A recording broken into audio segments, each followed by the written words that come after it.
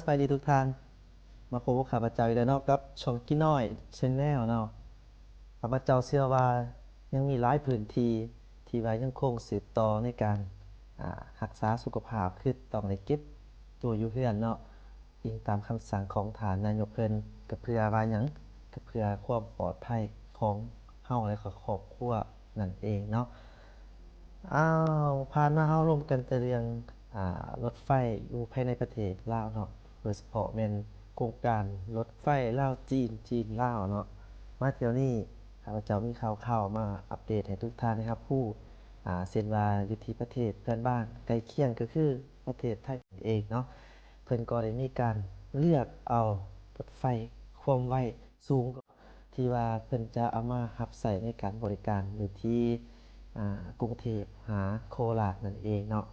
รถไฟที่เพิ่นได้คัดเลือกในสุดนี้มีชื่อยี่ห้อว่ารถไฟ CRH 300 AF นั่นเองเนาะซึ่งมีความไวอยู่ที่250-300 กิโลเมตรเนาะส่วนรายละเอียดจะเป็นอะไรลองเข้ามาติดตามเบิ่งตัวจริงนำกันเนาะ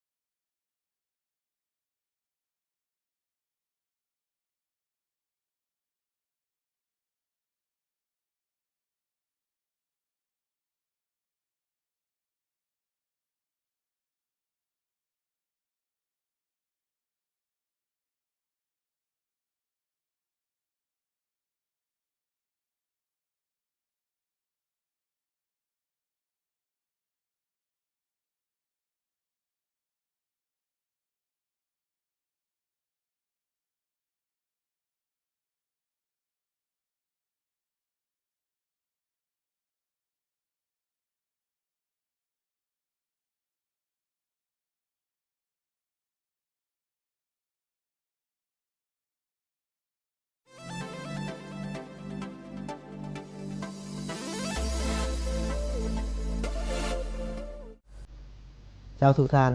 อันนั้นมันเป็นการอัปเดตข้อมูลใหม่เกี่ยวกับเรื่องรถไฟเนาะซึ่งทางประเทศเพื่อนบ้านเพิ่นก็จะมีการนำใส่รถไฟรุ่นนี้เนาะคือรถไฟรุ่น CR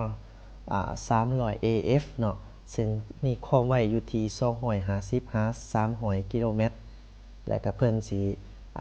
เอานำใส่ในปี2025ซึ่งว่าจะนำใส่ระหว่างกรุงเทพหานครราชสีมาเนาะถือว่าเป็นรถไฟที่ค่อนข้างมีความไวที่สูงเนาะและสำหรับเราที่ได้ไปเที่ยวฝั่งนั้นเราก็สามารถนำใส่ได้เนาะลองไปขี่เบิ่งว่ามันจะคักส่ำใดเนาะส่วนอยู่ที่บ้านเราก็มีแต่ความไวถ้าอยู่เทิงเขตชานภูเนาะเทิงภูก็จะแม่นประมาณ160เนาะ160กิโลเมตรต่อชั่วโมงแต่ถ้าอยู่ตรงเพียงก็น่าจะแม่น200เนาะ250ถึง200กิโลเมตรต่อชั่วโมงอีกตามภูมิสันฐานเนาะก็ขอแสดงความยินดีนำทางพี่น้องเพื่อนบ้านเนาะคือพี่น้องชาวไทยที่ว่าได้นำใช้รถที่ค่อนข้างทันสมัยอีกแห่งหนึ่งเนาะเช่นว่าเป็นรถไฟฟูชิงฮาวเนาะที่ผลิตที่ประเทศจีนแต่ว่าก็ได้เทคนิคมาตรฐานระดับสากลเนาะเพราะว่าเรื่องรถไฟจีนเพิ่นก็มีประสบการณ์เรื่องนี้มายาวนานเช่นกันเนาะอันนี้ก็ถือว่าเป็นข่าวดีเนาะส่วนข้อมูลข่าวๆต่างๆข้าพเจ้าได้รับรู้นำประกอบเข้าใจนำเพจ Aerorao เนาะซึ่งเป็นเพจที่ว่ารายงานเกี่ยวกับเรื่องการคมนาคมเนาะทั้งอยู่ลาวและอยู่ทางสากลเป็นเพจหนึ่งที่เชื่อถือได้ทางสามารถติดตามกันได้เนาะขอบใจหลายๆสำหรับคลิปนี้ที่ทานให้การรับชมและก็บรรดาทานที่ได้ติดตามข้าพเจ้าโดยดีตลอดมาหวังยิ่งว่าข้าพเจ้าจะได้รับการสนับสนุนโดยการ Subscribe สำหรับผู้ที่ติดตามใหม่นะเรียกว่าผู้ที่ยังไม่ได้ติดตามเดี๋ยวว่าจะเป็นแรงใจในการเฮ็ดคลิปในขั้นต่อไปและข้าพเจ้าสัญญาว่าจะนำเสนอรีวิวสิ่งที่เกิดขึ้นอยู่ประเทศลาวทุกอย่างเนาะที่ว่าในเชิงสร้างสรรค์แต่ว่าบ่แม่นในเชิงขัดแย้งหรือแข่งขันเนาะเป็นเชิงสร้างสรรค์เชิงในการพัฒนาเป็นเชิงในให้ทุกคนได้รับรู้เกี่ยวกับเรื่องการพัฒนาเนาะแล้วก็ข้อมูลคร่าวๆของทุกประเทศที่ได้มาลงทุนเฮ็ดธุรกิจอยู่ประเทศลาวข้าพเจ้าก็นำเสนอหลังจากพญาติมันหนีข้าพเจ้าก็จะออกไปรีวิวตามเลยเนาะสำหรับคลิปนี้ขอกล่าวคำว่าสบายดี